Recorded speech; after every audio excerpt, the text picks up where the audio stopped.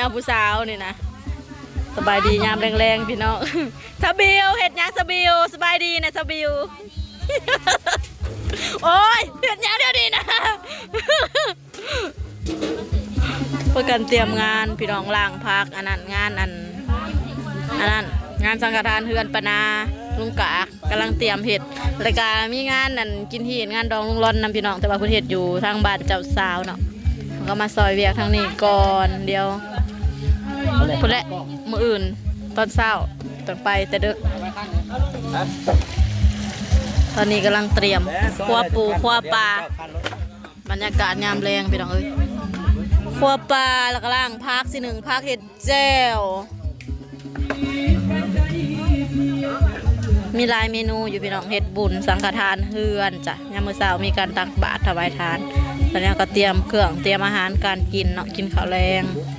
จักอยู่ทางนั้นเห็ดยังแหน่เลยทางงานลุงรอนเอาก็มาพี่ซะก่อนพี่น้องเอ้ยแล้วหางานดองผู้ใดบ่โมเมนต์งานดองเจ้าบ่ชาวบิวแดกกับผัวใหม่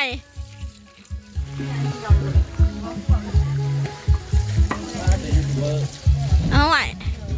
เฮ้ยเด็กเลี้ยงงัวโสดบ่ชาวบิวผู้บ่าวจะบอกว่าโสดเด้อชาวบิวเห็นมันขี่รถจักร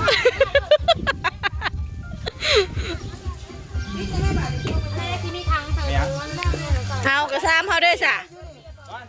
เอาใช้สะ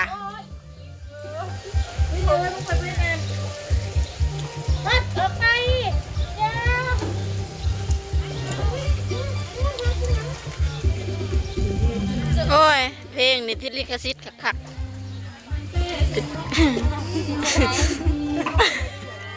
จะผู้สาวเนาะบัติดดอกเอาเสียใช้แบบนี้กูทางน่ะกำลังเตรียมเอียงสอมพักเห็ดยำสลัดบ่อื่นเท่ากับมีอันเตรียมอีกอย่างแห่เคยลุงร้อนมืออื่นงานแต่งลุงร้อนงานซนกัน2 งานมืออื่นสิแยกร่างมานี่แยกร่างไปพุ่นสาวหลังพักบ้ากินสิพุ่นมาหลังด่วนเด้อติเต้งสิมากินแจ่วบอกเล่นแจ่วเล่นไม่ยืนกินเบียร์น่ะโอ้เลยได้ว่ากันเลยกูมีหิวหิวโซ่บ่ฮะมาผิดร่างมาผิดเลยชามนะที่ใส่ผักบัวมันเมื่อยังเป็นว่าขำมาเพราะคือลมหนาวต้นยังอันนี้นะต้นมะกอกต้นมะกอกมันไม่มีหมากแต่เกิดมายังเป็นมะกอกทำไมมันเป็นอืดไปแบบนี้ถ้าเขาวิตามินคือกินกี่เห็นพอดีโอ้ยสั่งดิไปผูกเกลือผูกแพงนะก็คือไปที่ไหนตรงเอาเฮ้ยสบายดีไหมเฮ้ยขายเถอะไปสบายดีต่อวะนี่นะแล้วมาเฮ็ดใหม่ต่อกันเลยเฮ็ดมาลูกตัวเองขายจะเฮิงนี่เลยถ้าเบิ่งเราปั้งเอามาเดี๋ยวแม่มาเขากองสบายดีลูกสบายดีกล้องเร็วเสียงมันไกลอะไรทีไปโง่แต่ก็คือยังอะไรได้สินี่กำลังจีเอาเกลือไปเอาเกลือมาอันนี้กับผู้บ่าวลูกติดไปเอาเกลือไปกูคือมึงไหนนี่จะเรียนได้แล้วกันน้องกันถ้าเป็นถ่ายแจ๊กเจนนะกูจะบริการว่ากับปิ้งปลาเนาะอันนี้ก็สเปลเกลือไปยุดจะได้ว่านี่เคี้ยวเอาพี่น้องเช้าขึ้นมาดูค่ะต้มหมักนี่ยังเกาะมักกะโรนีเม็ดมักกะโรนีมักกะโรนีมันไม่เขียนจะเขียนอะไรมักกะโรนีมักกะโรนีตัวเองไปอ่านเบิ่งนะเฮ้ยไปสิติดหมอบางใหญ่พี่น้องเอ้ยต้มให้แม่ครัวกินอันนี้หมอต้มปลา ต้มกระดูกออชบะเช่ใส่มะกอกโอ้แม่ครัวเข้ามาเลยอันนี้คืออะไรเมาพันมันเผา ถึงว่าตำมะฮุ่งได้ขนมมีตำมะฮุ่งประเทศได้ ตำเนี้ยสิตำข้าวปุ้นห้วยเป็นไปอันนี้กินขนมหน้าเหมือนยังโบได้อาบลูกเขาน่ะปลาอันนี้จะเป็นสิ้นปลาเนื้อปลาพี่น้องขั้นมันมะกอกขั้นสมพาสิก้อยจ้าทางนี้เตรียมอันซอยอันนะพี่น้องมันเผาใส่อย่างใส่อันยำสลัดกับใจเสีย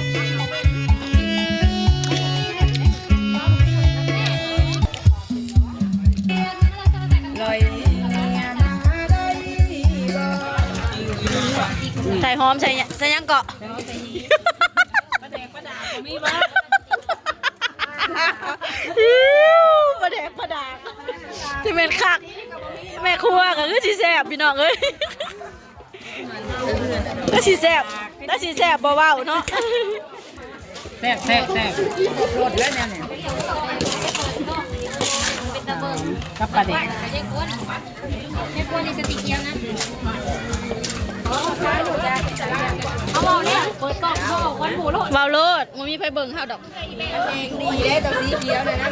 มันเองเดียวใส่ยังไงบอลแฟนยังทนนี่ได้นะยังอยู่น้อยหนึ่ง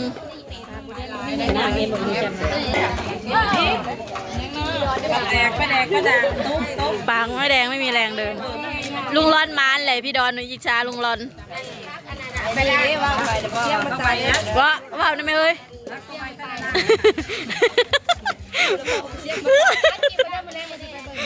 อาร์ตเดอร์ขอที่ถ่ายลงกันคลิปเลี้ยวได้เลยน้องค่ะโอ้โหเลี้ยวนะ ไม่ยังคักนะคักนะแต่สินัวใช่กายหรือน้ำมันอยากออกให้เป็นก้อนหินเป็นว่าเป็นปูดแห้งคักชุ่มนี่แห้งคักชุ่มนี่นะอ๋อเปย์ก็ยังไม่ออกเดี๋ยวนี่นะมันเสร็จแล้วถ่ายตั้งแต่เว้นผู้จนมืดยังบ่จบขีบของพ่อใหญ่กากเปิดเพลงเนาะบอกเราแล้วละมอนลงกินข้าวแรงพี่น้องเฮ็ดอยู่เฮ็ดกินเลี้ยงแม่ครัวแล้วก็เตรียมอาหารการกินมื้อเช้าเนาะเสร็จสังฆทานตักบาตรเช้าอีน้าเขาใหญ่ยอกเขาบอกไม่ยอกใครเขาใหญ่อยากพวกเขาไปฮะ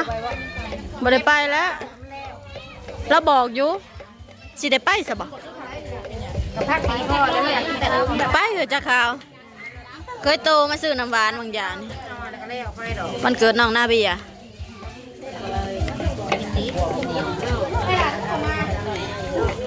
ไปยังพวกเราไม่ยังไป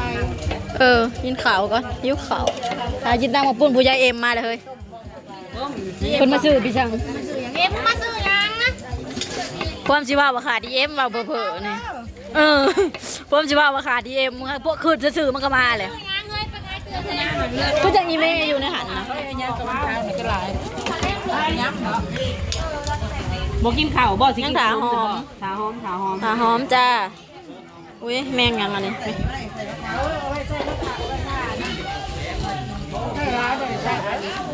โอเคจ้าพี่น้องเด้อค่ะเบิ่งบรรยากาศมื้ออื่นเนาะมื้ออื่นนี่มีรายงานขนาด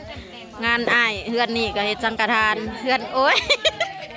เฮือนนั่นก็จะงานแต่งกินที่ลุงร้อนเฮ็ดน้อยๆแบบอบอุ่นพี่น้องเอ้ยงานลุงร้อนก็ได้เฮ็ดแต่อยู่ทั้งบ้านเจ้าสาวทางเดียวเนาะทางบ้านเฮาทางบ้านเจ้าบ่าวแม่นบ่ได้เฮ็ดหยังเพราะว่าเฮาเอางัวเอาหยังไปมอบเอาเงินเอาหยังไปมอบเฮ็ดอยู่บ่อนเดียวบ๊ายบายจ้าผู้สาว